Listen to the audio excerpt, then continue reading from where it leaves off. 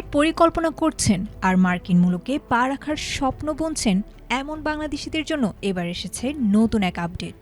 সাম্প্রতিক এক ঘোষণায় ঢাকাস্থ মার্কিন দূতাবাস ভ্রমণ পিপাসুদের সচেতন হওয়ার পরামর্শ দিয়েছে। দূর দেশে যে কোনো অনাকাঙ্ক্ষিত পরিস্থিতি সামাল দিতে বাংলাদেশিরা কতটুকু প্রস্তুত সে বিষয়টিকে এবার সামনে আনা হলো। মার্কিন দূতাবাসের ভেরিফাইড মাধ্যম থেকে সম্প্রতি এই বিশেষ বিজ্ঞপ্তিটি প্রকাশ করা হয়।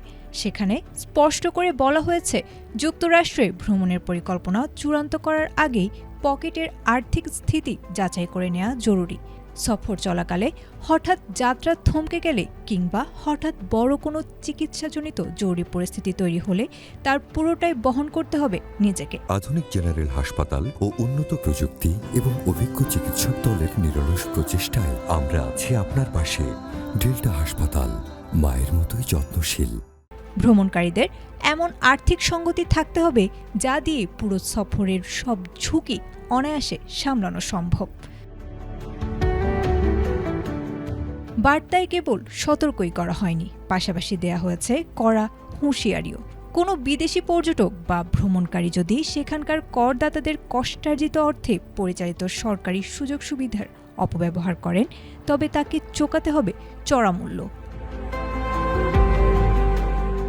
যেসব সুবিধায় সাধারণ মার্কিন নাগরিকদের অধিকার রয়েছে তা অবৈধভাবে বা অনিয়ম করে গ্রহণ করা হলে তার প্রভাব হবে স্থায়ী।